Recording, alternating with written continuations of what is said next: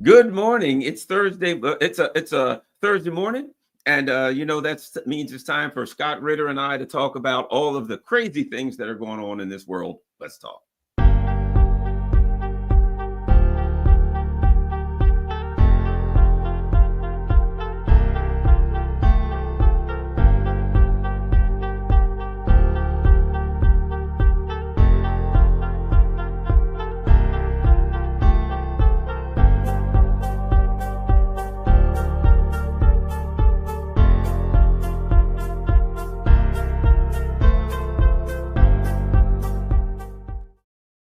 Good morning, Garland Nixon and Scott Ritter here. Before we get started, let me say this. Well, for starters, don't forget, everybody, scottritter.com is Scott's website. So go there. You can keep up with everything Scott's doing. And of course, if you're able to, please make sure you support Scott with contributions to keep his stuff, his work going, and share scottritter.com on all your social media platforms. And of course, you see everything scrolling across the bottom, Patreon and Buy Me a Coffee and all that stuff, and PayPal theme goes for this. Make sure also that you share this feed on all of your social media networks. As you know, this stuff gets tamped down and shadow banned and banned outright and all that stuff. All right, let me show you two quick articles before we get going. Article 1. Look at this.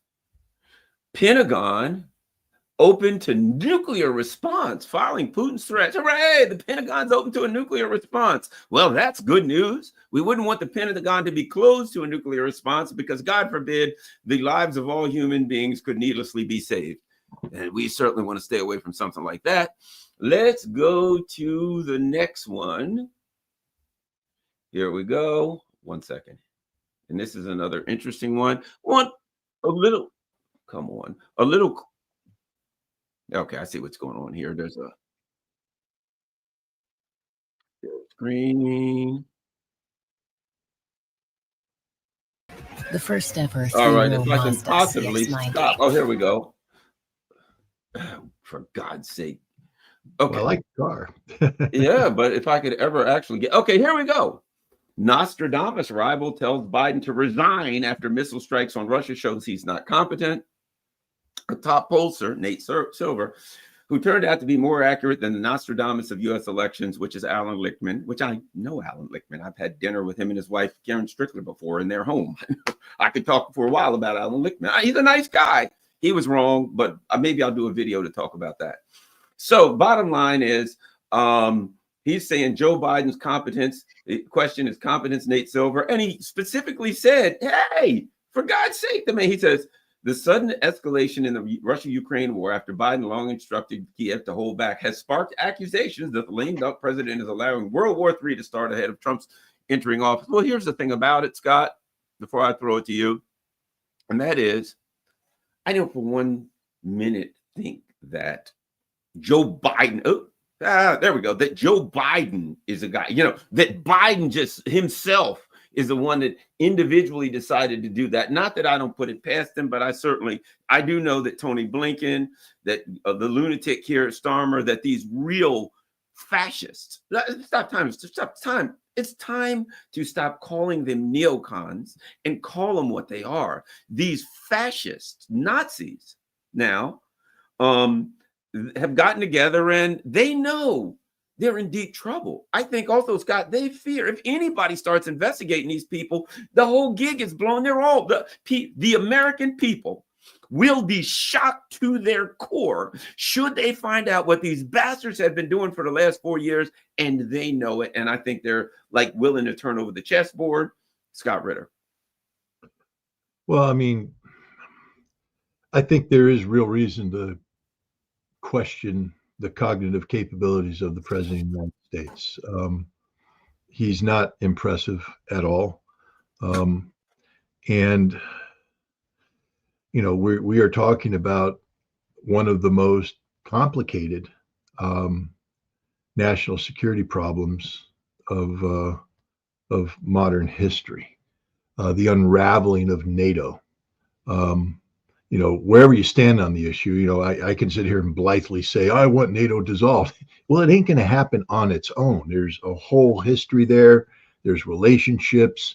$1 trillion defense budgets are linked to it. Money, power. The same thing with nuclear weapons. I can sit here and speak about the imperative of disarmament. Well, it just isn't going to happen on its own. And these are complicated problems if we're dealing with a political singularity.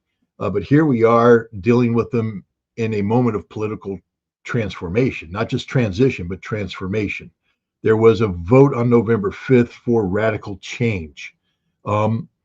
And I think what we're seeing right now is that, and it was interesting. I just so the people know, Garland was on time today. I was not.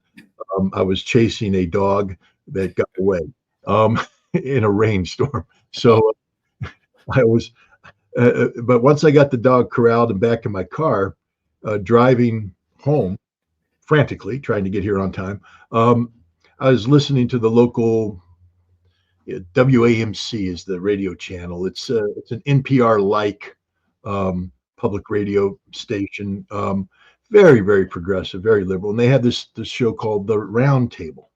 So I was listening to them, and they have always, whenever somebody talked about the deep state during the Biden, that there is no deep state. This is a democracy. It functions as this is conspiracy theory, etc. But now, as they're talking about the potential dismantlement of the establishment by a Trump administration, they're suddenly saying, well, we have the deep state to fall back on. And I'm like, you're the same people that said there wasn't a deep state. But they're there, but they're so out of touch with reality. But what I was going to bring up is that they are scared to death. The deep state, the establishment, is scared to death of what Trump may do come January 20th. And the deep state has hijacked the United States of America. That's where we're at right now. This is not a nation where a president is directing. I think Joe Biden is put into a corner. I think at the appropriate time, Tony Blinken may come in and whisper in his ear and say, Mr. President, do you concur that we need to move decisively on Ukraine? I'll take that as a yes, and off they go. We know that in September, the Department of Defense was not in favor of using ATACMS.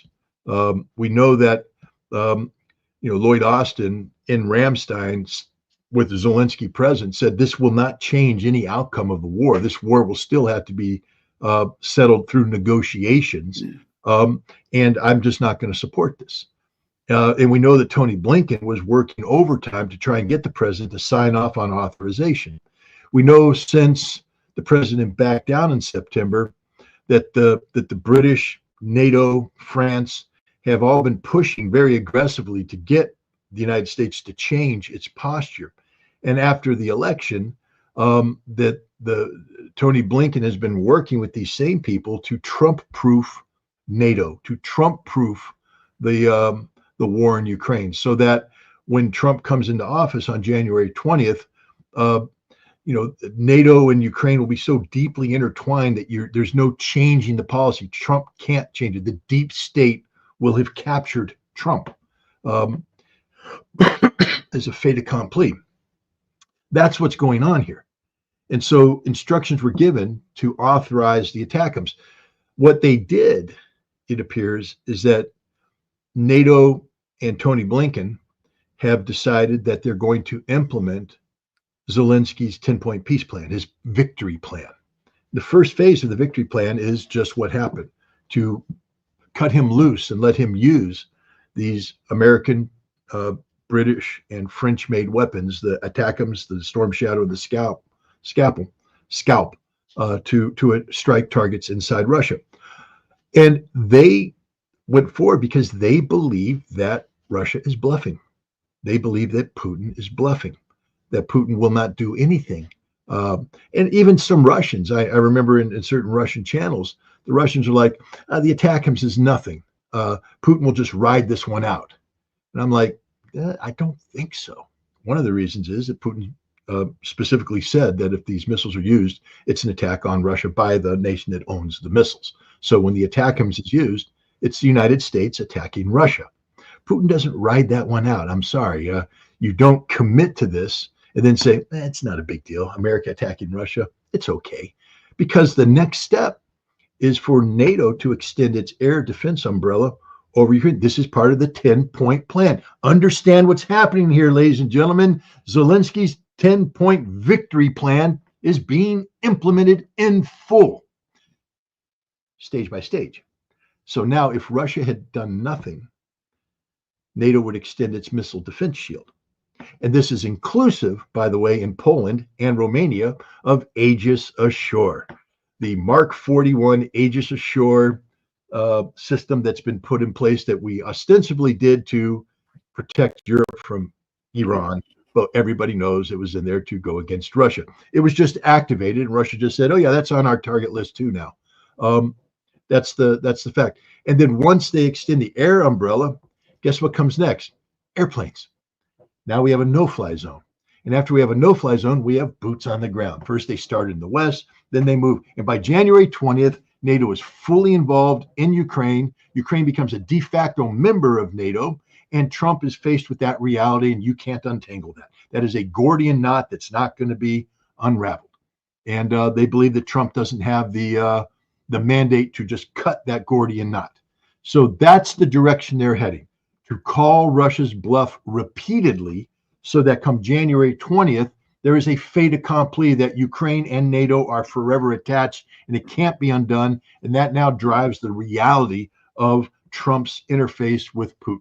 That's what's happening here. And this would have led to a nuclear war. I remember when I've said in the past, when I ran Kamala Harris's game plan, which is this game plan, but more slowly rolled out, within 6 months to a year, every time I ran it, I got a nuclear war. It ended in a nuclear war. What Biden has done is compressed it now up until January 20th, and left unfettered, none of us will survive until January 20th because there will be a nuclear war. The interesting thing about this is that Putin just signed off on the new Russian doctrine. And now a rear admiral named Buchanan, who should be fired, by the way, I'm just saying, because who the hell is he to inject anything into this politicized environment? This moron in command, of strategic command, those are the people in control of America's nuclear. He says, no, America's ready for a nuclear exchange with Russia. We're ready for it. We believe we can have a nuclear exchange with Russia and win and prevail. Because remember, it'll be a nuclear exchange in which we come out ahead. What the hell kind of Cheerios was he eating this morning?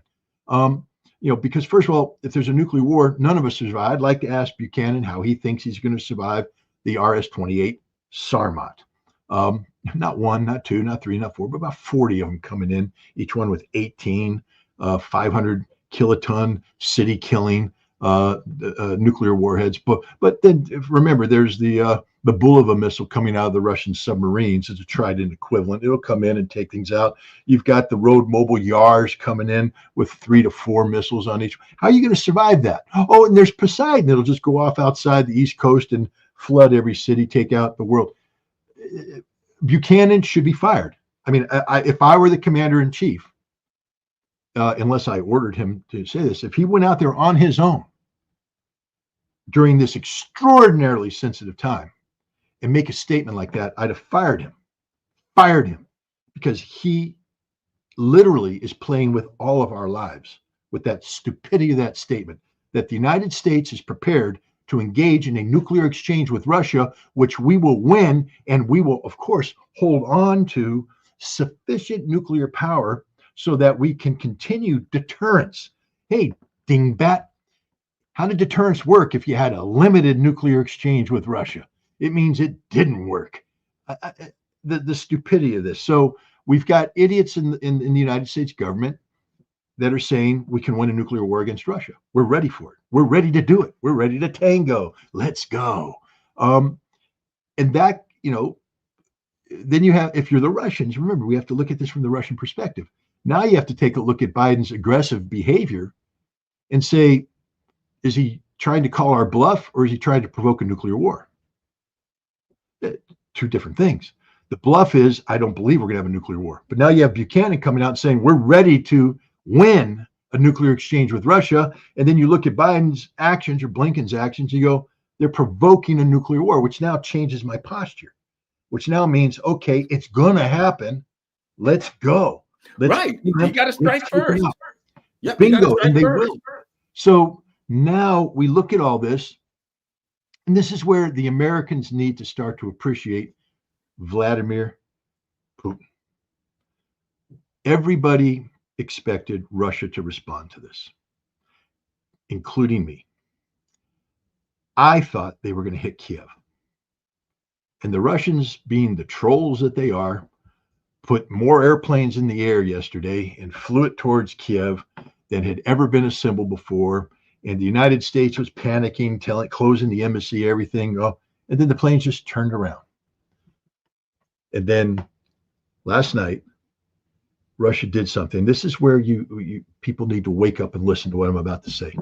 For the first time in history, an intercontinental ballistic missile has been fired in combat.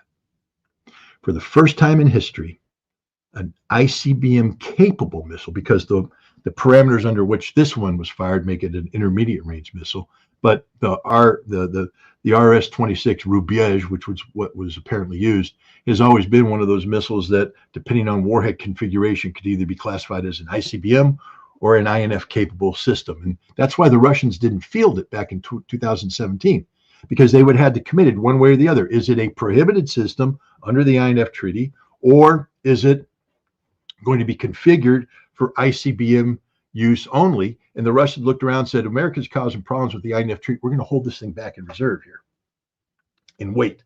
And sure enough, 2 years later, Trump pulled out of the INF treaty.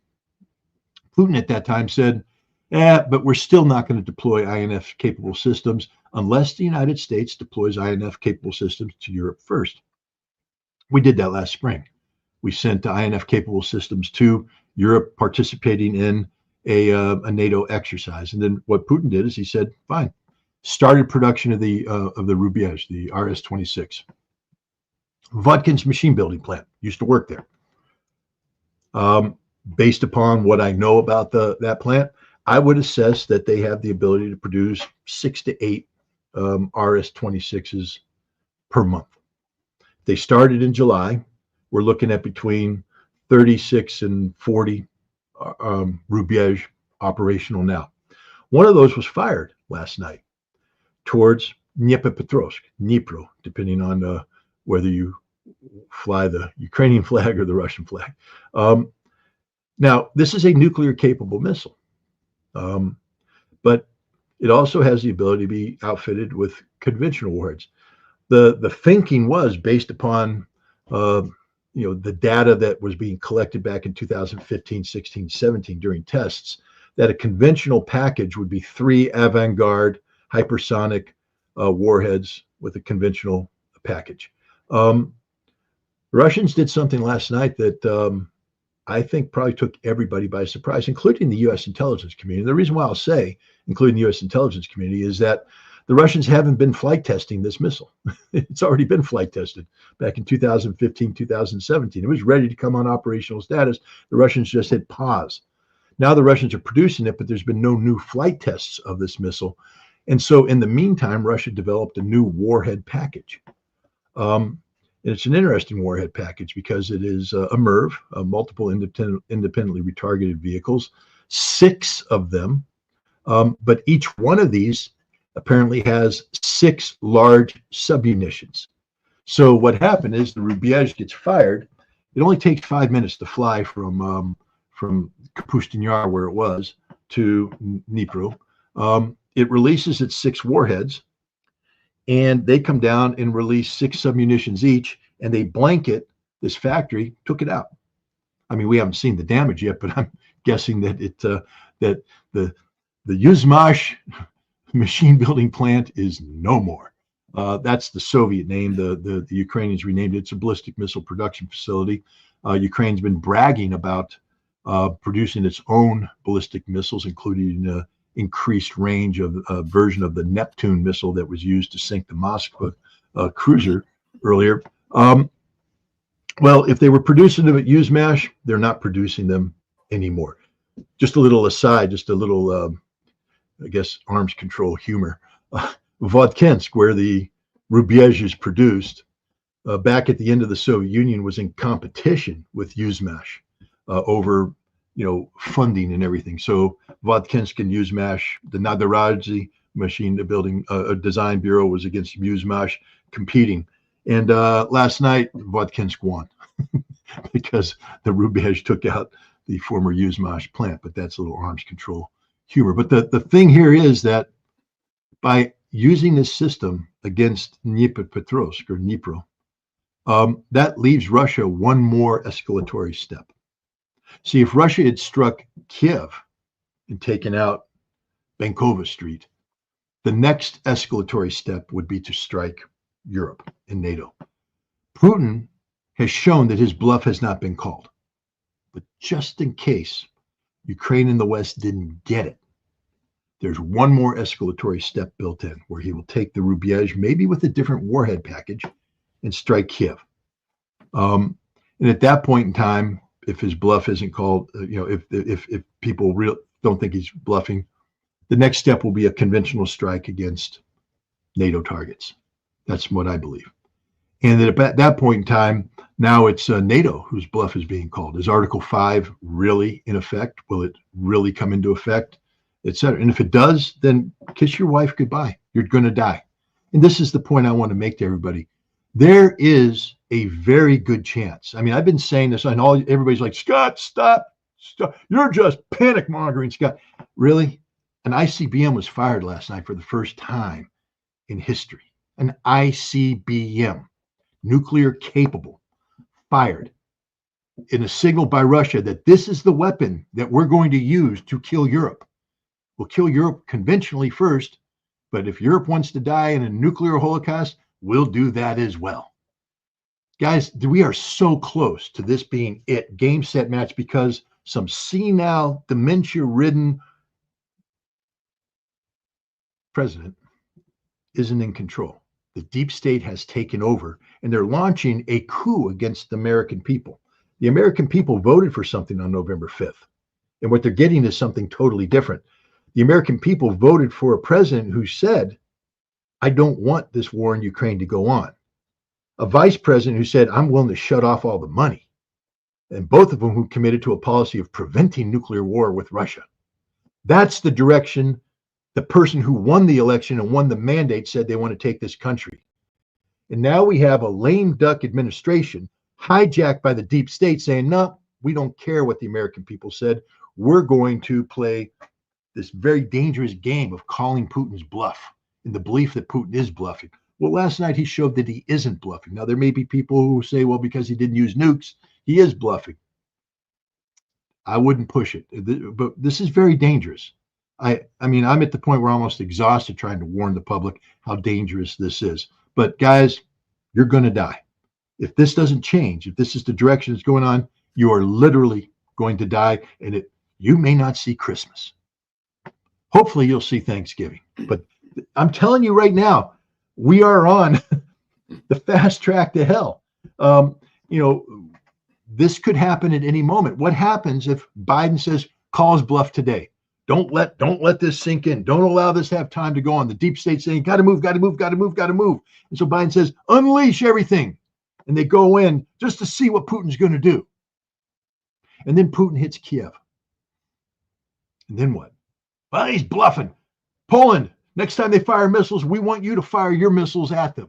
We want to extend the NATO defense shield into Ukraine, as Zelensky's been asking, part of his 10-point victory plan.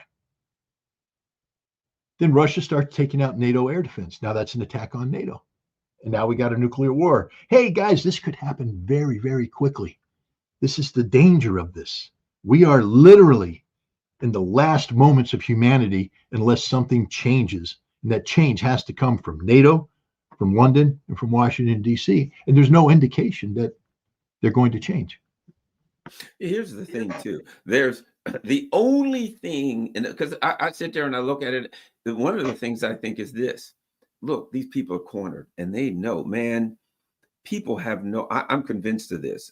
Years ago, when I first started looking into Russiagate, I said, this is an operation. It is an intelligence operation. This is not an investigation. It's an intelligence operation. It's a coup attempt, right? And I said back then, if people had any idea what was really going on in Russiagate, it would shock the conscience of the American people. And I'm convinced of that now, even for what I found out. If people had any idea what was going on in the last 4 years with this administration, it would shock the conscience of the American people. Let me add this. Based on what I saw of Kamala Harris's campaign spending habits alone, man, if the Biden administration comes, I mean, if the Trump administration, if I'm not saying they're good, bad, or indifferent, if they just start looking around and saying, let's see what money was spent on, holy God, you mean they did this? Tony Blinken, the 51 intelligence, Sullivan, the people at the top of the Biden, all throughout the Biden administration are so crooked, are so corrupt, have committed sins and crimes of moral turpitude to a point where some of them would rather die than be exposed. I believe that, and so at this point, I think the only hope, the hope and prayer that we have, I have one hope and prayer. I think about Iran, and they've been around for, I heard someone say, a Muslim guy say to me one time, I said, yeah, Iran, this, he said, let me explain something, Garland. He says, look at Iran, it's been around for thousands of years. Their civilization. He said, look at the people in charge of Iran. He said, they're all old. He said, you don't get old being stupid. You're old because you know how to stay alive, particularly in an environment that they live in when you got the most powerful, empire in the world that wants to kill you, and you're able to stay alive. There's a lot of wisdom. Russia's been around for 1,000 years. China's been around for, I believe that they're saying to themselves, if we can just make it to January 20th without everybody dying, I think we can make it. Because that's what I'd be saying, and that's what you'd be saying. And I think for all of this, they probably are the same. I don't know, because they probably feel like this. If it gets close enough and these lunatic fascists feel like, oh my God, we can't goad Russia into starting it, they may just fire on us themselves. You know what I mean? But the bottom line is, I will guarantee you there are discussions between Iran, North Korea, Russia, and China, all of them saying, they're trying to turn the table over before January 20th, because it ain't just here. God only knows what they're going to do in the Straits of Taiwan, what they're going to do in the Middle East, right? Because they're desperate. But I guarantee you these entities are talking, saying, how do we make it to January 20th? And it ain't going to be easy. But I guarantee you that conversation's going on, because I'm just, as I always say, I'm Schmucky the Clown on YouTube. If I can figure it out, people who are the Sergei Lavrovs and Wang Yis and these people of the world, they can figure it out. Scott. Yeah, no, I mean, look, we live in a dangerous world. There's no doubt about that. And, Iran, Israel, China, Taiwan, North Korea, South Korea, these are all big problems that, again, when we talk about the Biden approach, let's just be frank here. Biden has brought us closer to the potential of war with Iran than any other president. And China, everybody. Yeah. Let's be honest, Scott. There's no spot on earth. I hate to interrupt you, but I want to throw this in. We have the worst relations that we've ever had with Iran, that we've ever had with China, that we've ever had with North Korea.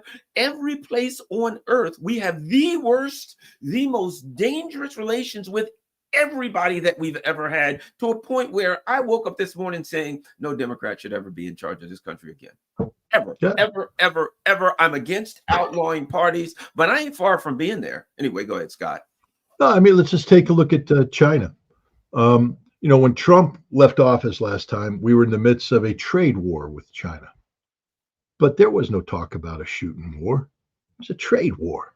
That's it. We're going to sanction they're going to stop buying our agricultural products, and we're going to stop buying this. And, and eventually sanity will prevail, because it's the economy, stupid. And at some point in time, trade wars create, economic tension domestically in either country. And the politicians go, well, it's time for us to stop being stupid. Let's go on. the first meeting, Biden took over January 20th. In March, Blinken and Sullivan met with their Chinese counterparts, the foreign minister and this old school foreign policy guy. And they tried to play we're America, we're going to preach to you. You have to listen to us now, sermonize about how bad you are. The Chinese cut them off and said, no, it's a different game, guys. We don't listen to you anymore. You've got nothing. You've got no right to talk to us. And then Chinese lectured the Americans. But they put the Americans on notice that, no, this is not business as usual. It's a whole new way of thinking. In the time since then, we have transitioned from a trade war into literally on the cusp of a shooting war. Let's think about this. Let's break it down. There's now a trilateral arrangement between the United States, Japan, and South Korea to contain North Korea that includes active discussion of use of nuclear weapons. Compare and contrast that with Donald Trump seeking to denuclearize North Korea and normalize relations with North Korea. You see where Biden has taken us. Let's go down to the Philippines. We have reinvigorated a 1951 mutual security treaty now to make it where we are ready to intervene militarily against China in the South China Sea. And just to show you what China thinks of that, just the other day, China, there's one of the disputed areas is the Scarborough Shoals. And China went out there and said, hey, by the way, we're going to go ahead and publish the geographic coordinates of this as a baseline, meaning we're declaring this our territory. And because we've now published the coordinates, we can describe our territorial waters and our economic zone. And then they sent their Navy in to say, it's ours, we're patrolling it, we're protecting it. Bring it on. You want a 1951 mutual security pact? Here it is, baby. We just said this is ours. What are you going to do about it? Again, America, we're very close to a shooting war in the South China Sea. And do you want to know what the consequences of that? You know how much of the world's travel goes through the South China Sea, the shipping lanes there? You want to watch the global economy go down the second that gets shut down? There it is. Joe Biden. You can thank Joe Biden for that. And if you're Australian and you believe in peace, love, and happiness, understand that we went from having a company's worth of pre-positioned equipment there to support exercises to having a full-time Marine Corps battalion permanently based there. We now have a Marine Corps brigade there. We're building up a brigade of pre-positioned equipment for the United States, and we're talking about building new airfields. We're bringing in strategic weaponry and all this. Australia, when we go to war with China, you go to war with China. Welcome to the club. This is how we roll under Biden. And so Trump, a man who said he wants to get back to a simple trade war with China, is inheriting a policy construct built around militarism, that the Biden administration has militarized every aspect of our interaction with the Chinese. To include, just to remind people, because we got to get back to nuclear war, because I know all the haters out there, Scott shouldn't talk about nuclear war. It's not a big deal. The Chinese are building, I think, 300 missile silos in Western China. 100 of those are going to be outfitted with DF-41 solid rocket intercontinental ballistic missiles capable of carrying 10 to 12 independently targeted warheads each. We can't do anything about it. They're there. But what we did is change our nuclear employment plan now so that we're targeting them. And we changed the warheads on our missiles, the fusing mechanism now, so that instead of putting in 3 warheads per silo, we can do 1 so that we can hold on. Isn't that what Buchanan said? We can hold on to some of our nuclear reserve while we destroy the world. This is Biden did this. Joe Biden did this. And we could go off on Israel and Iran and what we're doing with Iran, the militarization of that. But it always comes back to NATO and Europe. Joe Biden has turned what should have been just a regional conflict into the potential for a third world war. When I say potential, I mean a real potential, as in we're at war with Russia right now. What part of the United States attacked Russia don't you understand yet? The Russians get it, they understand it, and they're acting accordingly. But no, the mainstream media has decided that we don't want to call it that because the demented president won't take any questions about it. And Tony Blinken doesn't want to admit that he has carried out a coup d'etat with the deep state to run this policy. Because that's what it is. This is a State Department coup d'etat run by Tony Blinken, supported by Jake Sullivan. Lloyd Austin is silent. I mean, because if Lloyd Austin was involved, Rear Admiral Buchanan would never have been allowed to make that statement. But Buchanan now feels empowered. The curious thing, as a side, and I'll let you get back to asking questions, but, when you take a look at, there's a movement out there called Global Zero. Mm-hmm. And what it means is we want to get down to no nuclear weapons around there. And some of the people that are the most, staunch supporters of this are former commanders of U.S. Strategic Command, the guys who used to control the nuclear arsenal. Whenever they got those 4 stars on and their control, they're all like, peace through strength, nuclear power is the best, war, we can win a war. And as soon as they walk away from that, oh, it's insane, guys, we got to stop it. This is crazy, crazy, crazy, crazy, crazy. I can guarantee you that Buchanan doesn't believe what he says. He knows the truth. You can't be in that position and not know the truth. But he also knows that his job is to project a certain image, a certain capability. So he's going to say that. But Buchanan, especially after this scare, if we survive, I bet when he retires, he's going to join Global Zero because he's going to do what everybody else went and says, that's crazy what we're doing. These war plans are insane.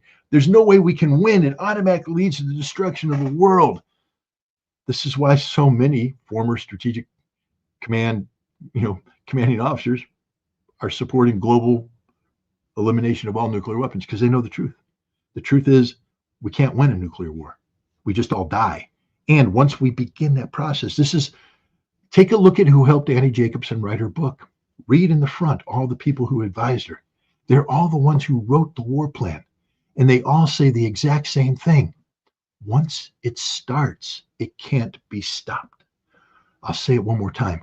Once it starts, it can't be stopped. There's no such thing as limited nuclear war. Once it starts, 72 minutes later, we're all dead. That's the reality. That's how quick this is going to happen. I hope we get to have our Thanksgiving meal. At least I haven't bought the turkey yet, so I wouldn't have wasted the money. But it wouldn't matter because the money was not going to be worth anything anyways. But we're in a horrible situation here. I mean, you have to almost laugh about it because otherwise you'd be paralyzed with fear. Everybody listening to me should be paralyzed with fear. That's how dangerous this situation is. Russia right now is mass producing nuclear fallout shelters and trying to get them out there because they understand what's about to happen. They know what's about to happen because they're not bluffing. Let me add something else because we've hit on it. And I think that when you discuss this, as I said this morning, and I don't think it was a emotional reaction. When I got up and I read all of these things and I'm looking by and I just thought to myself, I don't believe in outlawing parties per se.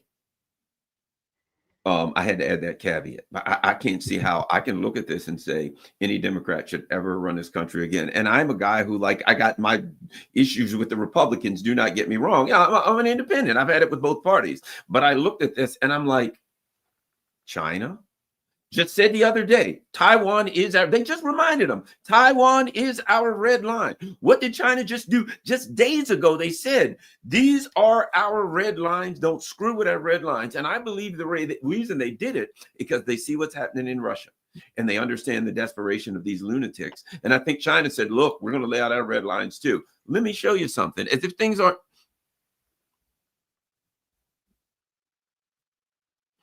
ICC issues arrest warrants for Netanyahu Gallant over war crimes, right? This means that the 124 member states have to detain Netanyahu and Gallant should they enter their territory, right? So we're in a situation now where I used to say, well, boy, Netanyahu is a total lunatic. No, he's not. He's no more of a lunatic than Joe Biden. He is an extension of the lunacy in Foggy Bottom and at 1600 Pennsylvania Avenue. He's not a lunatic as an individual lunatic. He's an extension of the lunacy and fascism there, right?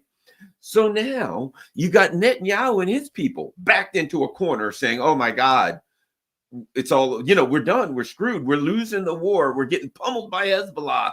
God only knows the Russians are probably going to give heaven knows kind of missiles they're going to be given to the Houthis, etc. And so they're liable to do anything. That should have happened long ago. Don't get me wrong. But my point is the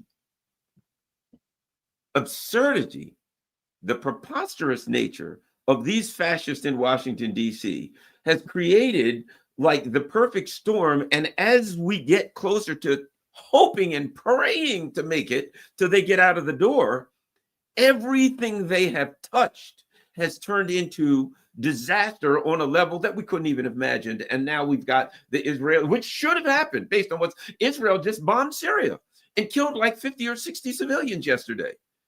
Your thoughts on the Netanyahu ICC warrant and how that affects things, Scott? It doesn't. It's purely a political game. Here's the fact. No country will arrest Benjamin Netanyahu. And any country that did, the Netherlands won't take him in. Yeah. Because the United States will intervene. It just isn't going to happen. It should. I wish it would. But Israel is an extension of America. We have made it clear that an American soldier arrested, brought to The Hague, will result in an American military action against The Hague to rescue that soldier, that we don't recognize their jurisdiction. And we have said that we don't recognize their jurisdiction when it comes to the indictments against the Israelis. An American military force will be used to protect the Israelis. Now, I don't see Netanyahu and Gallant making any trips anywhere anytime soon anyways.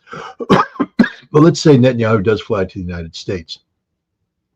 And on the way there, his aircraft is intercepted by airplanes of a nation that believes in this treaty, and they bring him to ground and they arrest him and they try. No, the United States will carry out military action. That's it. Let's say his plane has a malfunction, is forced to land for an emergency in a country that respects the ICC. They won't arrest him. That's the thing about it. This is purely a political gesture.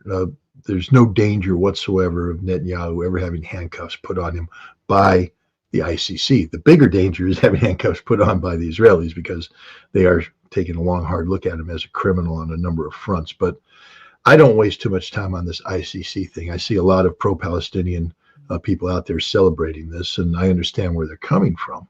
It might be a moral victory, but nothing's going to happen from it. So therefore, why waste any intellectual stock in pursuing this? Because it just isn't, nothing's going to happen from this.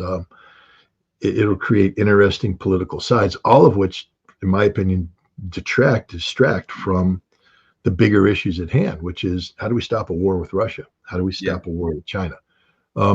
Israel at this point, I got in trouble for my wife this morning, because, again, anybody who knows me, I'm a staunch supporter of Palestine. I'm very strong against Zionism, against this Israeli government. But I said, I don't want to talk about Gaza right now. I don't want to talk about anything that's happening in the Middle East, because none of that's going to kill us. Right.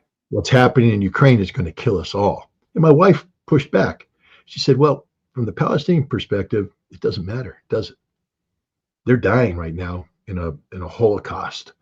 From their perspective, it's already happening. Yeah. And then I responded by saying, I understand that, and I want to fight in their defense, but I can't fight in their defense if I'm dead. And if you want to respect the sacrifice that the Palestinians have made to date, and respect that by pushing for the creation of a Palestinian state, that means that their sacrifice, their deaths haven't been in vain, then we have to be alive to achieve that. Otherwise, it's just another feudal death that'll be forgotten when everybody dies. So, but I understand both sides of the argument. But I've taken a very, I have my own podcast, and I have some fantastic guests that could come on, and I was going to bring them on to talk about the situation in the Middle East, about Israel, about Palestine. Miko Peled, the the former soldier, son of a general, who is very outspoken and articulate and intellectually sound in his opposition. He's ready to come on, but not this week, because I want to stop a nuclear war. I want to focus on, to me, what is the existential threat of our time. And unfortunately, it's playing out exactly as anybody who's looked at this would have played. We keep calling a bluff, thinking the Russians will bend. And now the Russians aren't bending, but we're so committed to calling the bluff that we don't see that the Russians, are standing up. So we think they're bluffing again, and we come.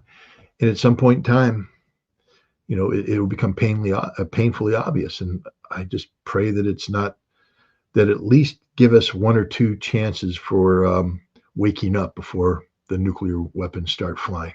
But we're only a couple steps away. I mean, there's only so much more Russia can do in order to build in escalatory measures. Again, we should be thankful that Vladimir Putin only hit Dnipro last night. That means now he has additional options built in for escalation before he goes into striking NATO. But now what is Biden going to do? Double down on stupid? Or what is the deep state going to do? Right. And here's the thing. Remember that old saying, if you're going to take out the king, kill him?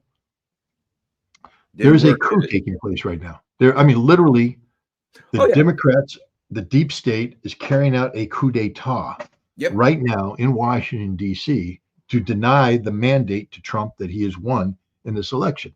I'm not saying that they're trying to unseat him, although we don't know what they're. Yeah, I'm not saying they're not, but I don't have any evidence that they are. But they are trying to tie him up so much that he can't do what he wants to do from a foreign policy standpoint, especially when it comes to NATO, Ukraine, and Russia. I also think this, and I think it's valid to have this discussion. I also think they understand something, and that is that what they're doing, if it doesn't, quote, work, and God only knows, I don't even know how we would define the term work, but if it doesn't, that they put themselves in a far worse position. Because you look at Nate Silver, die hard, support the Democrats, the Republicans are always going to lose. And Nate Silver is going, whoa, you know what I mean? Okay, I don't like the Republicans, Trump's blah, blah, blah, blah, blah. But I don't want to die either. That there's, I'm sure, a lot of people starting to say, I'm all for this partisan stuff and let's go with the Democrats. But wait a minute, you're talking about killing us all. I think that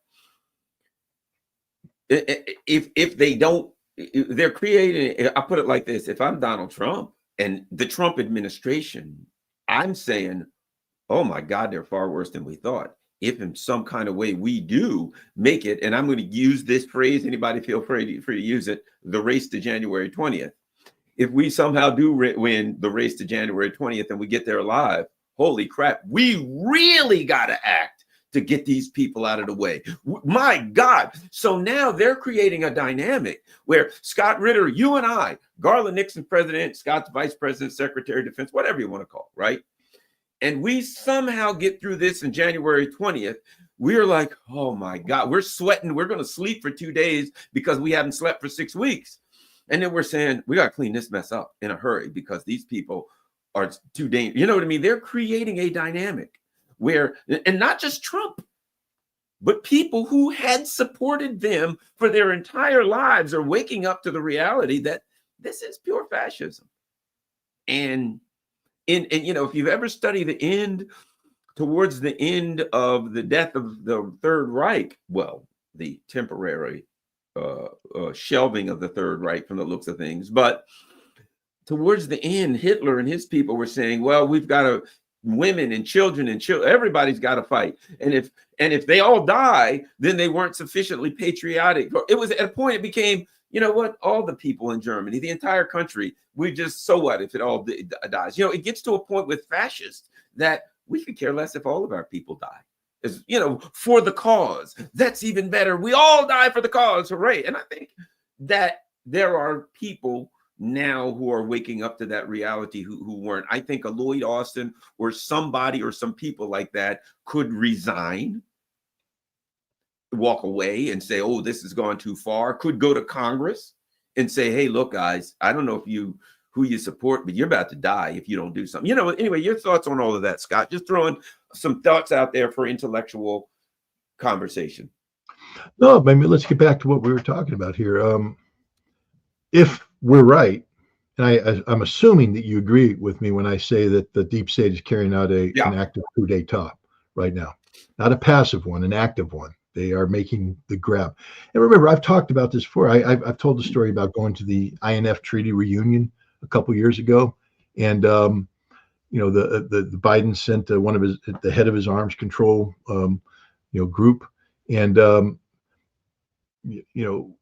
came question and answer period, and one of the most experienced arms controllers out there, a retired Air Force colonel, stood up and asked the question to this individual. Joe Biden ran on a platform of sole purpose doctrine for our nuclear forces, meaning that the sole purpose of America's nuclear force is nuclear deterrence, and therefore we shall not use nuclear weapons under any circumstances except if we are attacked by nuclear weapons.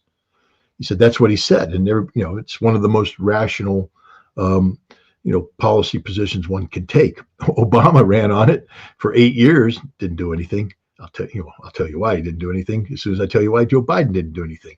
Because the answer that came back from this administrative official is that the interagency wasn't ready for it. And we all looked around at each other and said, who the hell is the interagency? Now, we know who the interagency is, but who voted for the interagency? Who among us voted for the interagency? And the answer is nobody. Nobody voted for the interagency. Nobody voted for the establishment. They've taken over. And I was listening again to this WAMC roundtable, and it was hilarious because they sometimes they tell the truth when they don't mean to, because when they're trying to spin things up. Because they were sitting there, first of all, they were saying there's no such thing as a deep state. No such thing as a deep state. It doesn't exist. That's a right-wing trope, and they made it up. And now they're saying, well, there is a deep state. But then they said, we don't understand, the Republicans are supposed to be conservative, and yet the most conservative aspect of Congress is to slow roll things, to make sure things don't go too quickly, to think about things, that it's okay to take legislative proposals and drag them out for 7 years, and because they all come from New York, and that's what happens in New York, 7 years, and they go away, no change ever. And but then they turn around and they say, well, but that's only good if you have a deep state that keeps everything running that you believe in. See, the deep state has been taken over by the Democrats. The deep state is woke. The deep state isn't conservative. The deep state believes in everything that Kamala Harris and Joe Biden have been pushing. And now the deep state understands that they're coming under attack from somebody who is going to kill them. This isn't going to be a slow roll. They're not worried about Trump coming in and starting legislation that's going to get trapped in Congress, never make it out of Congress, and because that's what happens. Every president comes in and says, I'm going to change the world. Then they come in, they throw legislation out there, and it just dies, either in Congress or it dies because the deep state doesn't want it to happen. And Trump's coming in and saying, well, I'm just going to kill the deep state. What you want FBI reforms? No. We're just going to get rid of the FBI. You want DOJ reform? No, that's okay. We're gonna start all over, scratch. We're just going to start all over. We're getting rid of the deep state, and the deep state is scared because they know they're the ones who think they're in control. They are in control. They just launched a coup. So we are at a point, and this is important to bring out when you say how far will they take this coup? I think they'll take it all the way, because they understand what's at stake.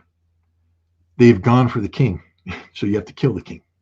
If you go for the king and you don't kill the king's going to kill you.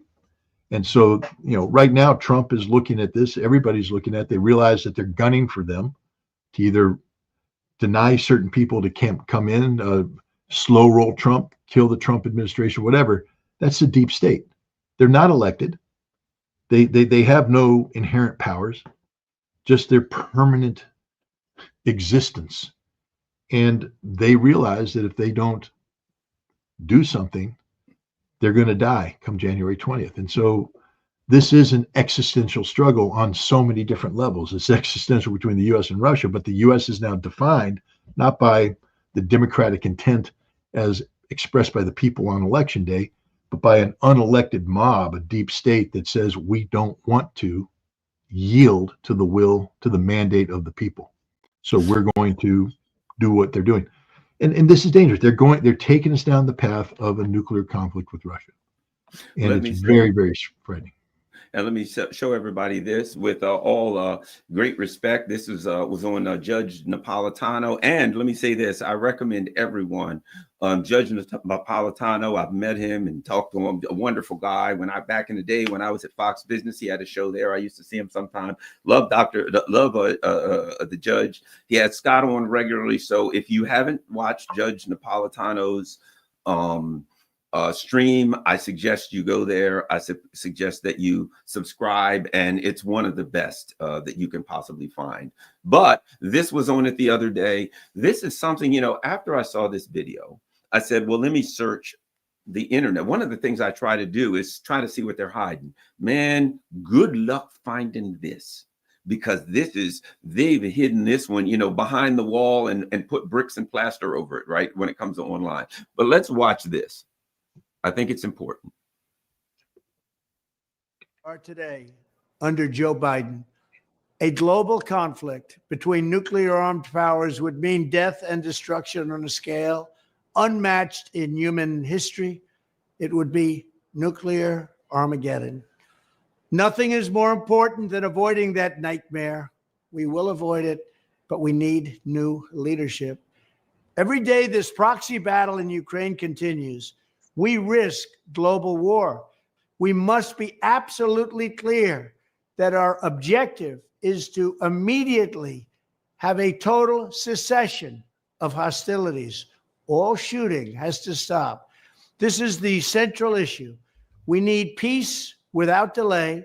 In addition, there must also be a complete commitment to dismantling the entire globalist neocon establishment that is perpetually dragging us into endless wars, pretending to fight for freedom and democracy abroad, while they turn us into a third world country and a third world dictatorship right here at home. The State Department, the defense bureaucracy, the intelligence services, and all of the rest need to be completely overhauled and reconstituted to fire the deep staters and put America first. Now, again, I'm an independent guy. This is the madman. This is the crazy person. This is the person that we can't possibly allow into office. He'll kill us all. He'll destroy everything. But yet, we've got one guy who says, bluff, who cares about this nuclear thing? I think we can take them. And you got another guy, tell me, as a far lefty, guy, and I don't mean lefty from all of the multiple genders, crap on that. I mean old school lefty, who looks at that and says, yeah, that kind of makes sense to me. But when I look at that, the intelligence services are watching that too. Not that he can or will do it. I mean, whatever, that's irrelevant. I don't care what you think of Trump. The intelligence services are watching that. The Biden administration are watching that. Your thoughts, Scott Ritter? Well, as Chuck Schumer famously or infamously said about Donald Trump, you start messing with the intelligence community, they have 6 ways from Sunday to get you. Now, first thing is when you have a Senate Majority Leader saying this as if it's a good thing, that should be disturbing. The intelligence community shouldn't have any ways from Sunday to get the President of the United States. The intelligence community exists to serve the American people, serve the president by looking out for our national security. But the intelligence community has become part of the deep state, and they're the ones entrusted with secrets and the ability to collect intelligence on you and things of that nature. The reality is that what people are accusing Matt Gaetz of doing, the behavior, I can tell you straight up, every elected official in Washington, D.C. they've tried to put in a compromising position. Straight up tell you that. I was invited to a party back in 1999 when I was being considered by the Republican Party to run for office. And I was invited to a party by the interns of a certain senator who will be left unnamed. And then I got a phone call from a military, a friend in the military who works in the White House. He said, "Did you get invited to this party?" I said, "Yeah." He goes, "Scott, listen to me very carefully. Pack your bags and go home tonight and never come back here." He said, "You don't want to go to that party. This is the worst kind of party. These are the parties where they destroy you. This is the party where they're going to try to own you. You will be thrown more temptations than you can possibly imagine, et cetera." And so I went home. And so I'm not surprised. I'm not saying Matt Gaetz is guilty. I'm not saying he's innocent. What I'm saying is the scene that he found, that people allege that he found himself in, is a scene that's created on purpose by the FBI, by the CIA, by foreign intelligence, Mossad, and others, and it's designed to break you, corrupt you, and then own you with that information. And everybody who rises to the top has this file on them, without exception. You don't get to that level unless they believe they can control you, unless your name is Donald Trump, and they can't control him. And look at who the establishment fears the most: Tulsi Gabbard. Why? Because she ain't been to the party. If she had been to the party, they wouldn't be worrying about Tulsi. RFK Jr., he hasn't been to the party. He creates his own party, maybe, but it's a party that is his party, not the party that's designed where they own you. I don't know. I think very highly of RFK Jr. But I will tell you that he's not an owned man. They don't own him. Elon Musk, they don't own him. Not at all. These are the people that have come to prominence outside of the system. And so they have not been corrupted by the system. This deep state, when you talk about, if they ever dug in and found out what's really going on, the hell that would be paid. Imagine that you didn't have an FBI and Department of Justice that was in the business of corrupting Americans and controlling Americans, but rather protecting Americans. What would happen if somebody actually digs in and finds out the truth about what the FBI has been doing for the last 40 years? I mean, you'd be filling up the prisons with tens of thousands of FBI agents, because this is all they do. For the last 8. For the last 8. I said for the last 8. Forget the last 40. The last 4. The last 4 months. With all due respect to the 40 agents that came to my house, either you were just obeying orders and you really didn't know what you're doing, or you're a criminal.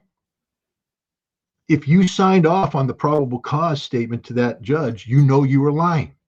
You know that you were basically trying to silence me, intimidate me, because you didn't want me going to Russia so that I could learn about Russia and come back and argue against the insane policies of the establishment.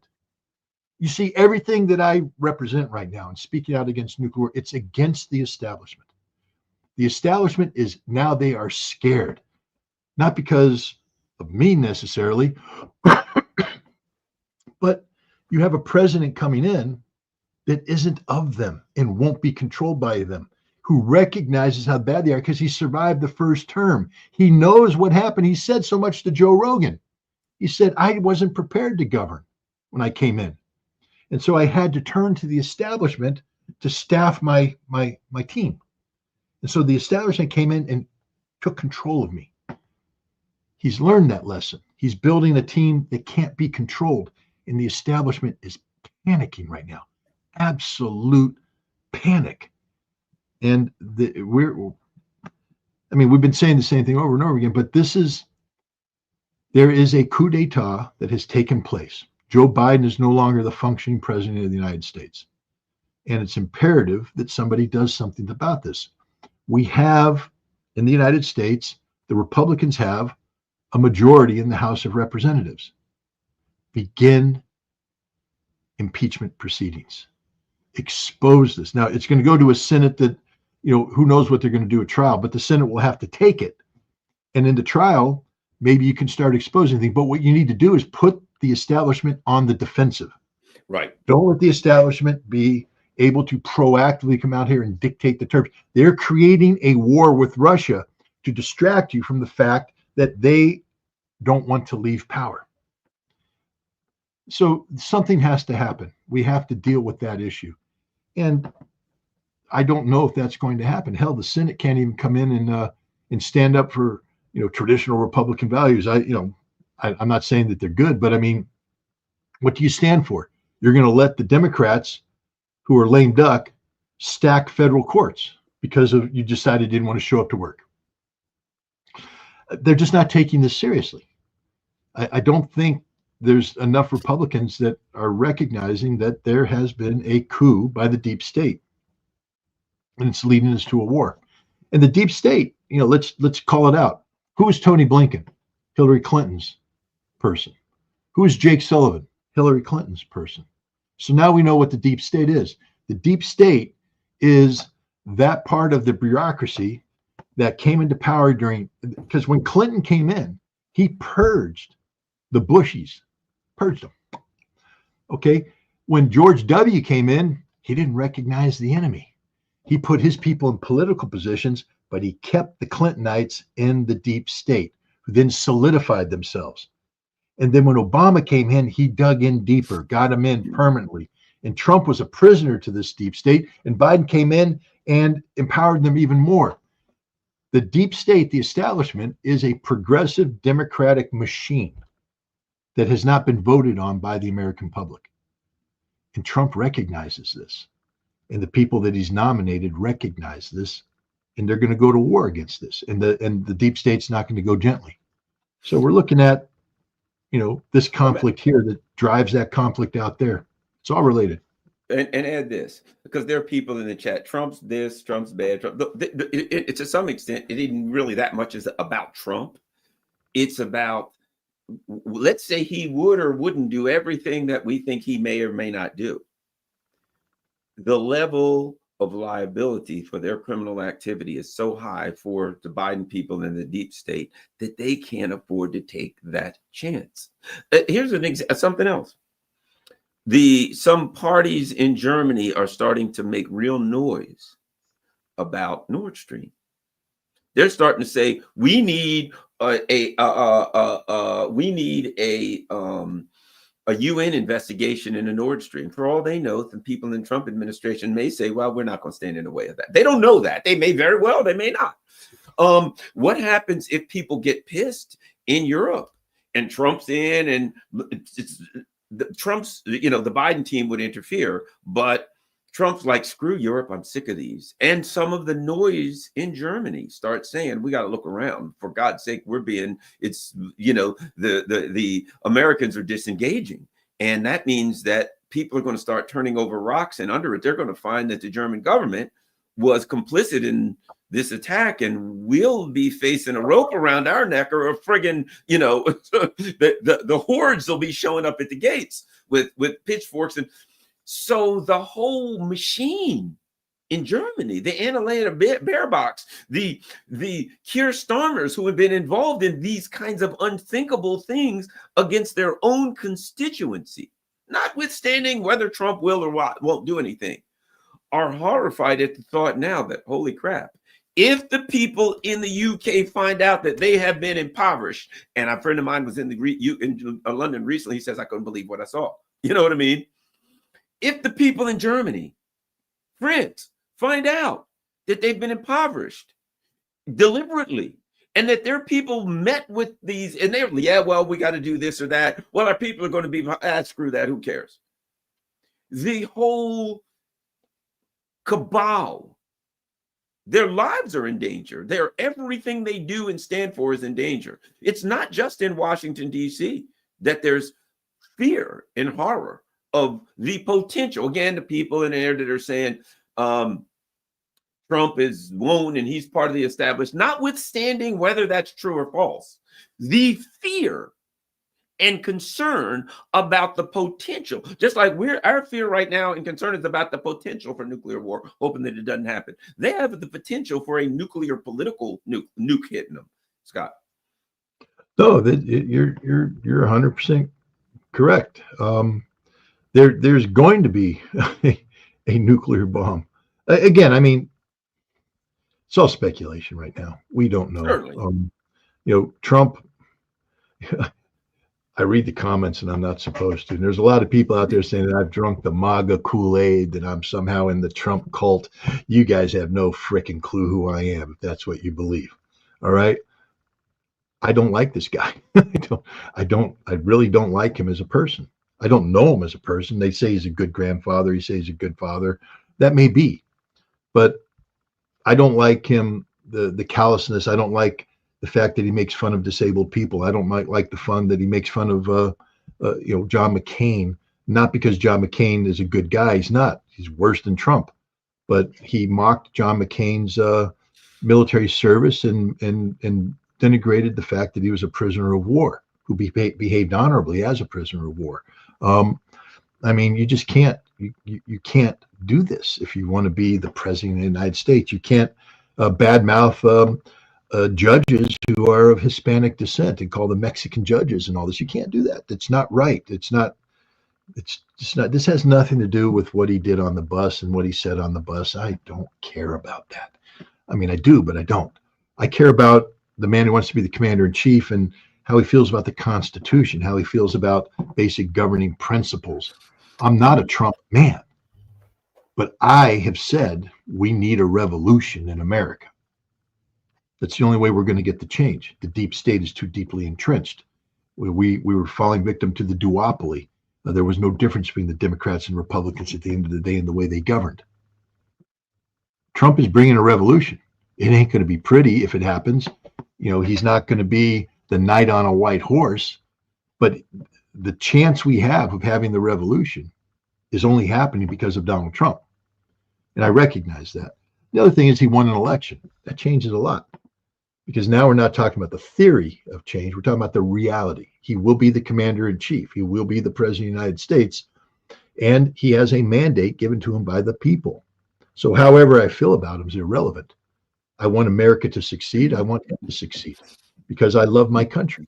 And so a lot of the little nitpicky things I had out there about Trump don't matter anymore because he's going to be the president of the United States. It's not that I've drunk the Kool-Aid or I'm part of the cult.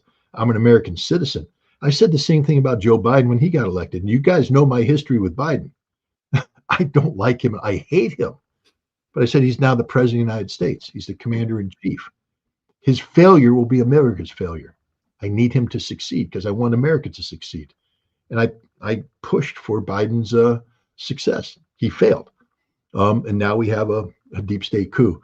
But no, I'm not drinking the MAGA Kool-Aid, but I do want America to succeed. And right now, I believe that the thing that will help us survive as a nation going forward is what I call a constitutional revolution, meaning that as long as Trump operates within the four corners of the United States Constitution and complies with constitutional mandate, there's a lot he can do. We've had this discussion in the country for a long time about the unitary executive. The meaning that the founding fathers meant to put a lot of powers in the hand of the president. That this notion of checks and balances, can be superseded by the national good. Now, I personally like checks and balances, but when people start saying, well, we want to give Trump unitary executive power, people go, well, that's unconstitutional. Actually, it's not. It's not. It's the level in which he can exercise this may be up to constitutional debate, but the mere fact that somebody asserts unitary executive power, Barack Obama did it. You guys do know that he signed president's orders to kill American citizens without due process. I hope everybody understands that he did that. Mr. Constitutional Scholar. George W. Bush did it, went to war without congressional approval, without manufactured law, intelligence about weapons of mass destruction. Everybody has done it. All presidents exercise. Trump is going to exercise it, I think, to a degree that hasn't been done before, but it's constitutional.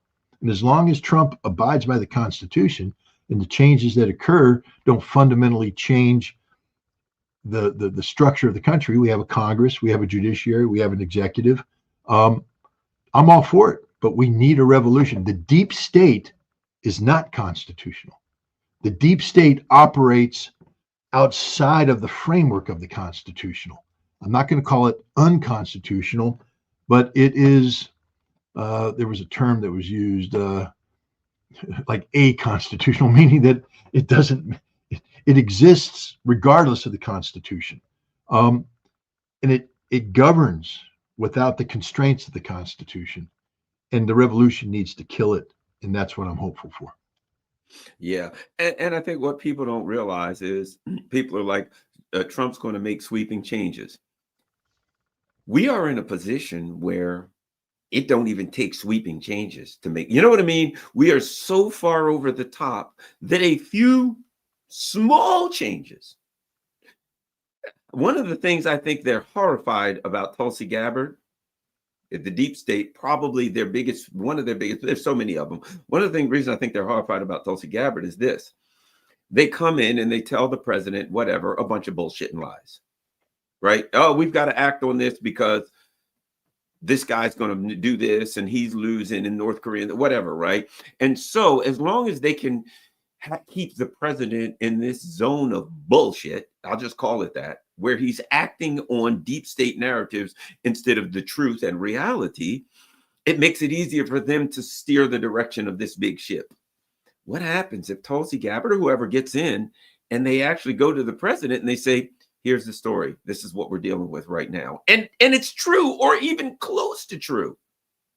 Even if Trump is an establishment guy and everything they're claiming that he is, a person will make different decisions based on the truth than they will on bullcrap. Yeah. And so even one little thing like that, and it ain't little, changes everything. Yep. What happens? The fact that Tulsi Gabbard is going to be the person briefing the president of the United States every morning is a game changer. Yep. Let's put it this way, just so people understand this, and I know this to be true. The CIA Directorate of Operations has programs, legacy programs, that deal with how it interfaces around the world that the director of the CIA is purposely not briefed on, doesn't know about it. And if the director of the CIA doesn't know about it, it doesn't have presidential authority. These are programs that some of them may be briefed to Congress, the little select few who then pass a black budget. But the members of Congress who vote on this are part of the deep state, meaning that they are owned by the deep state. These programs affect how the world operates. They have a bunch of business fronts and things of that nature that are out there doing things that related to managing who's in power around the world, et cetera, that the president of the United States is not in control of. And it's been this way for a long time. The most dangerous people in the world are members of the CIA's Directorate of Operations who are involved in this. Gina Haspel is one of those. She used to be the director of the CIA. She knew about the programs. But these aren't good people. They're not even good Americans. They claim to be defending America, but they do it in a way that is outside of any span of control. Tulsi Gabbard is the director of national intelligence, will be able to, and will have the inclination to, become briefed on all of these programs. And she will then be able to go to the president and say, do we really want to be doing this? Imagine if you're the ambassador to a country and you're supposed to be in charge of everything. Legally speaking, the CIA station chief is supposed to work, can't do anything without your permission. But you become the ambassador and you find out that the CIA is just doing whatever the hell it wants to do, because that's the way it's always been. And there's no checks and balances.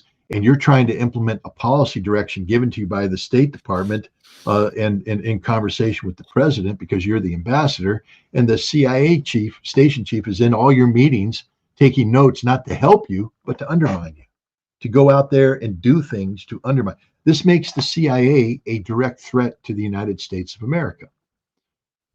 But it's allowed to continue over and over again because no director of the CIA has ever had the balls to take that on.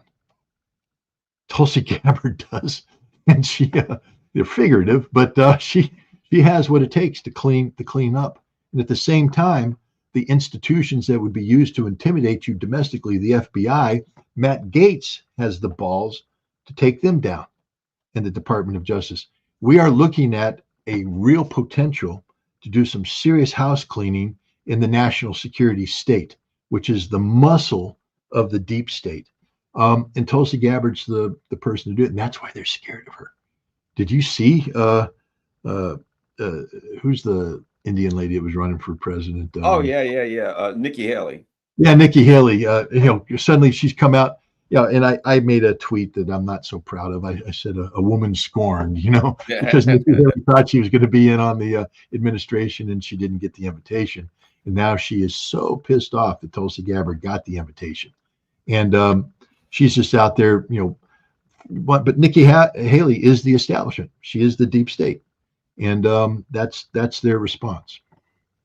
Let me show you something else too. And what you just said, well, they're going to try, if you give them a chicken feather, they're going to try Kiev a chicken feather, they're going to try to get a turkey feather. If you give them a turkey feather, they're going to try to get a baseball bat.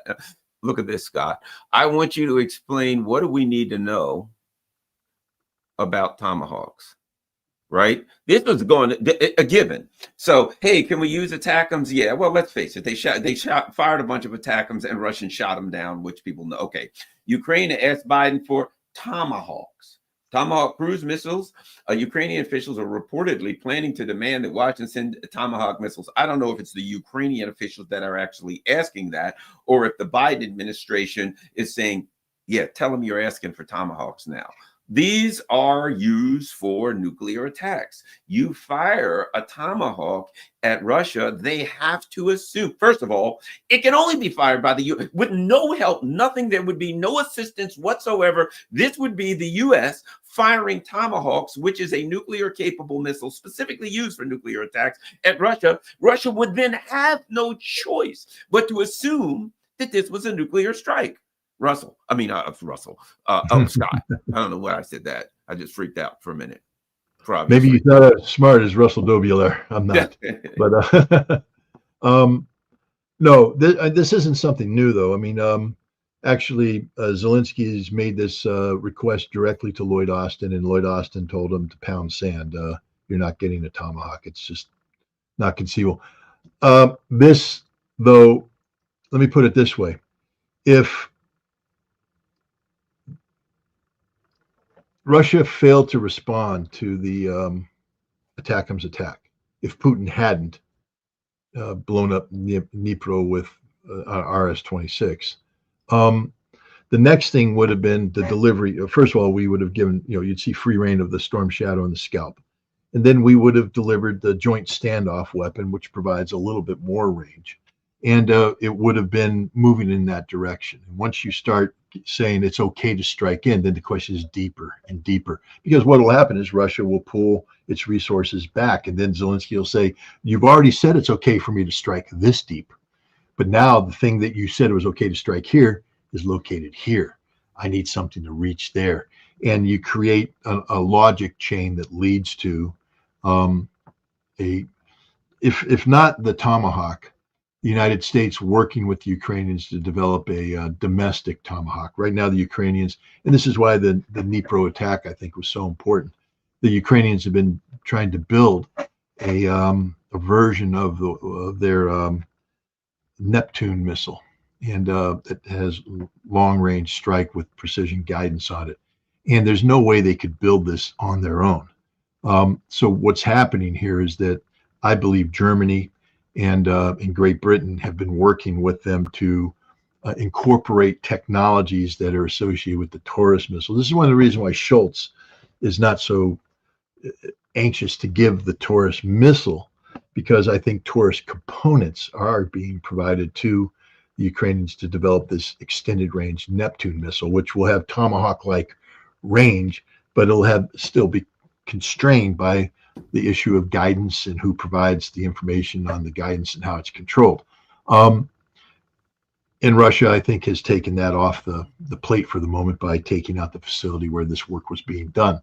But I don't think Ukraine was ever going to get a Tomahawk just because of what you said, because the moment it's fired, the Russians have to assume the worst. They can't sit there and go, it's 99% chance it's just a conventionally armed.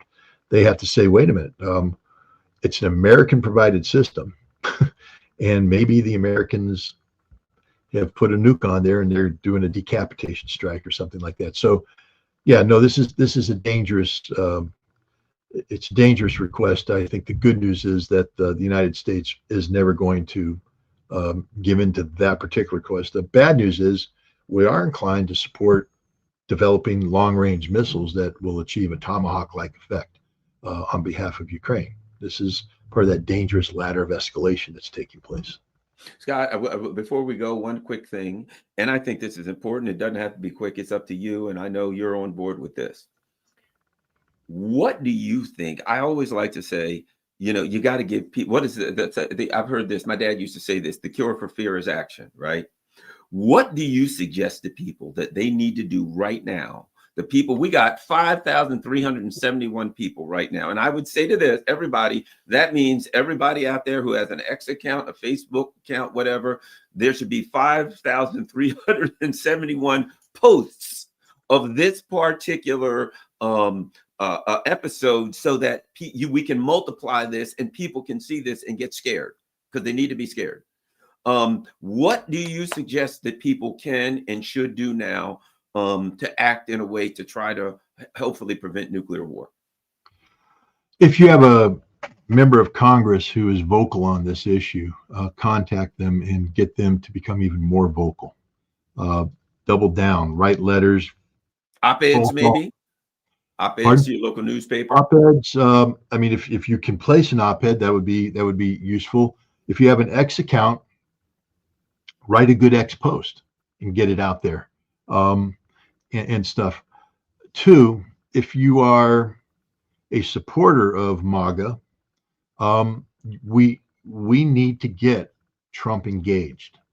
The silence from the Trump camp right now is empowering for Biden, because Trump needs to understand that passivity on his part only emboldens the deep state. Trump needs to call it out for what it is. And he needs to send a signal to the deep state that he's on to them, and there will be retribution. But he also needs to tell the Russians that there will be hope come January 20th, that whatever's going on here isn't what's the reality going to be after January 20th, and to at least hold on, because there's nothing Trump can do legally to change what's going on. He's not president. But he can let the Russians know that that will not stand. And he also needs to do the same thing to NATO and to Ukraine. Literally to tell Zelensky, shut up, don't fire another missile. Biden may have given you a green light, I'm giving you a red, and if you don't respect my red over his green on January 20th, you're gone. That's it. You never see another dollar. And Zelensky has said, without American money, we lose the war. So Trump, there's the solution. How do you end the war? Stop giving Ukraine money. And tell Zelensky that's going to be the case if you do anything that further exacerbates the situation. We're trying to bring an end to the war, and you're trying to create a nuclear war. And the same thing with NATO. If you think Trump should basically tell them that NATO will cease to exist. You can't Trump-proof that. No matter what you think you can do, you can't undo what I'm about to do and what I will do if you try to get America into war. Because here's the thing. The American people voted. The American people voted. And they said no to this mad rush to war. No to unfettered money and support to Ukraine. No to nuclear conflict with Russia. The American people voted. They said no. And now you have a deep state hijacking the leadership saying, yes, we don't care. And Trump needs to call it out. This is Trump's mandate, and he needs to be very active. This is a unique time in history.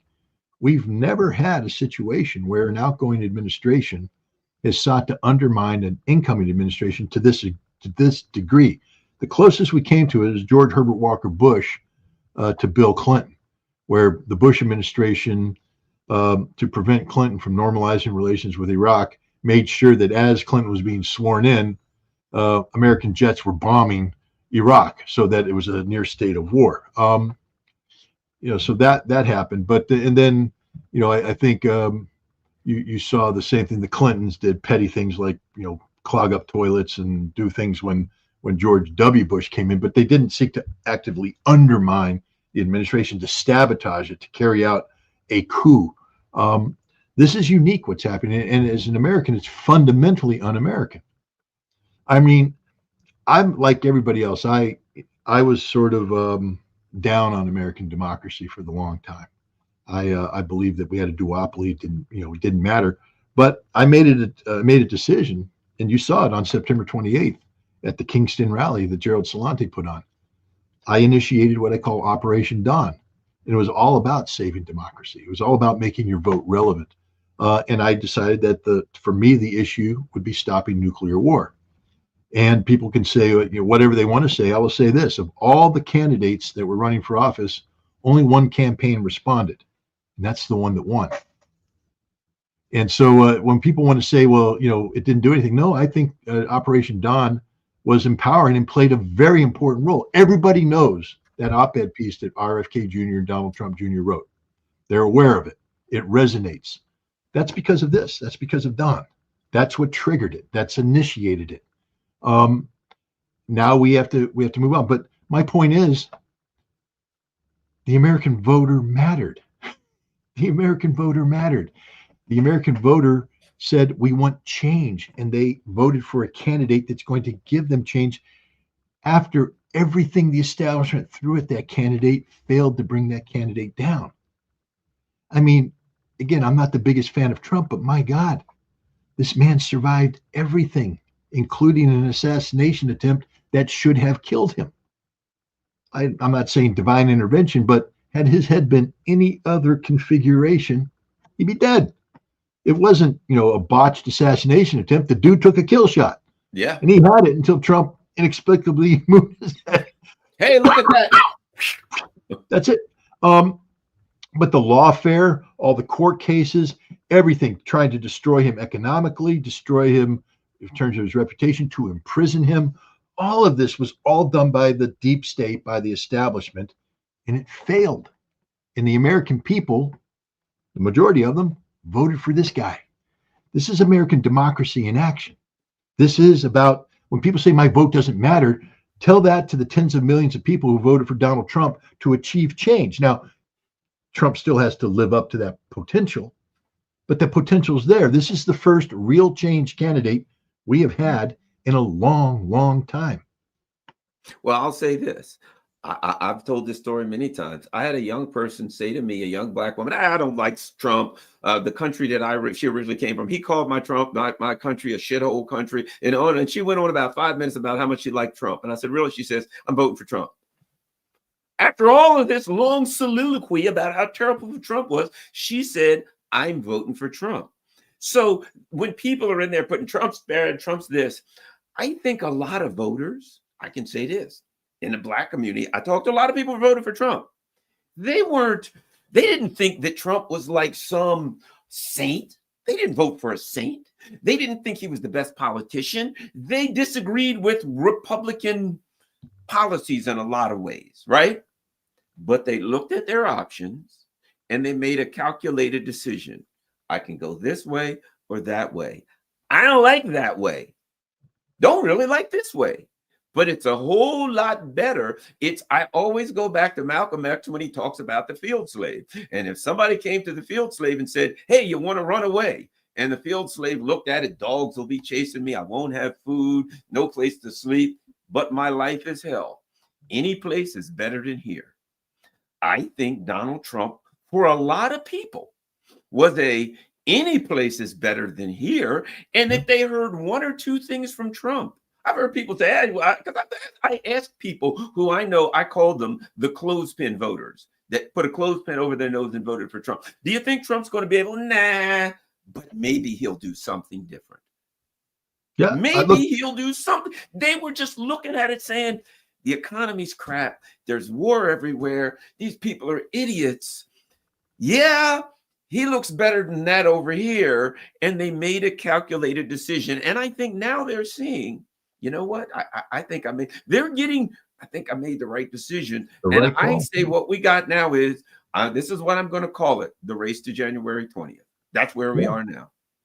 I voted for Donald Trump 3 times.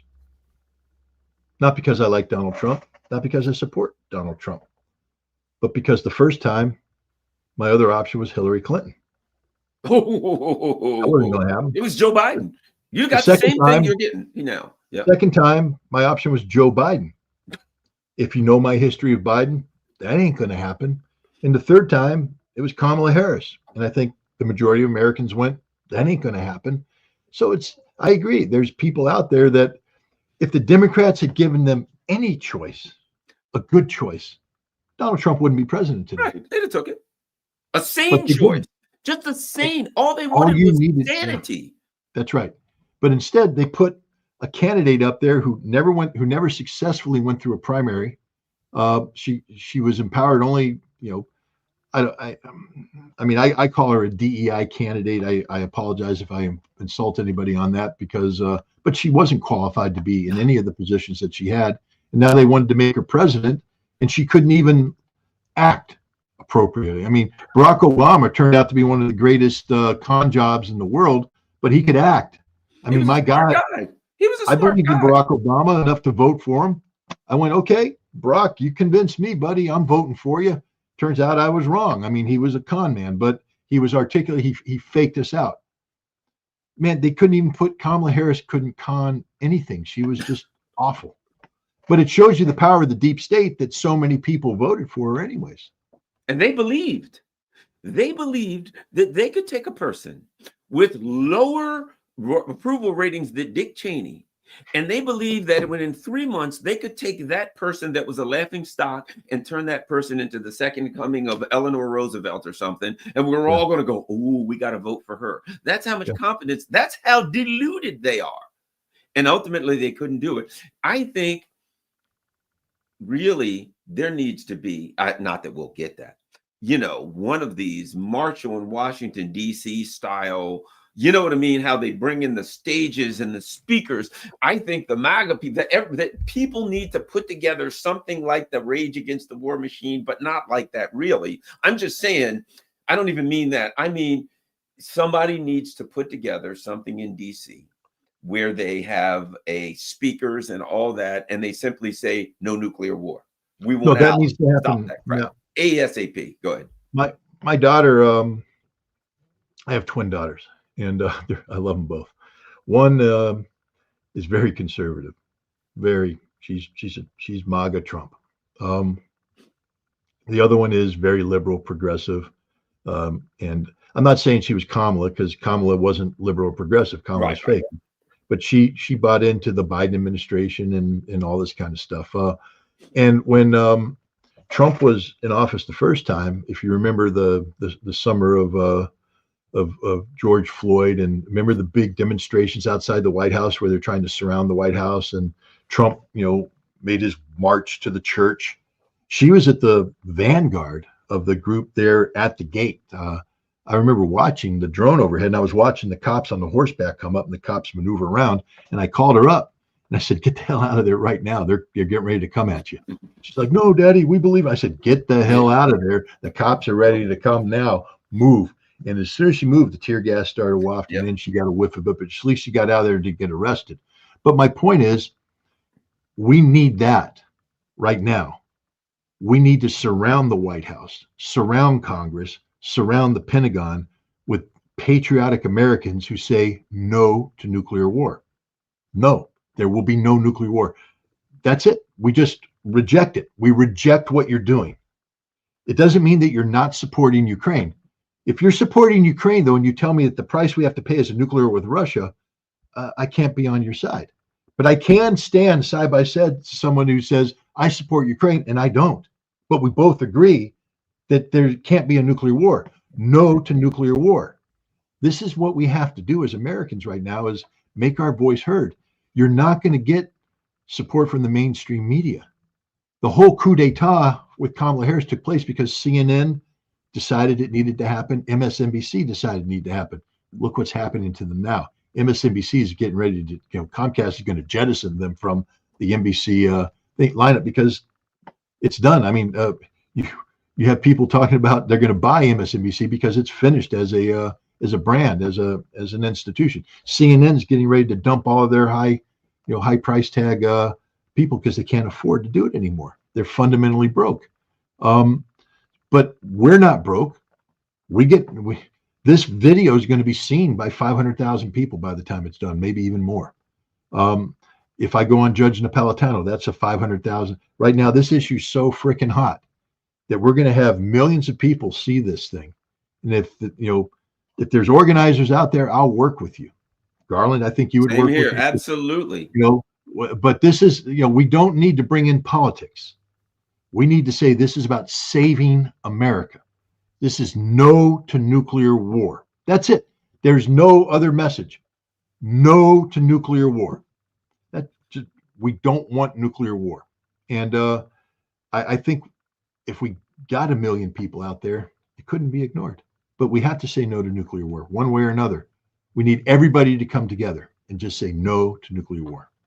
Everyone, don't forget, scottritter.com is Scott Ritter's website. Go there and make sure you follow Scott with all this good work. If you can afford it, make sure you donate. Same with here. You see everything scrolling across the bottom. If you can afford to donate, great. If you can't, it doesn't matter. Just share this video on all your social media platforms. That's what's critical. As Scott said, you got a phone, call the White House, flood their lines. Call if you've got your Senate office in your state, your local House of Representatives. Everybody, flood them with calls saying no, we don't agree with this. Also, as they said, if you know various peace organizations, right?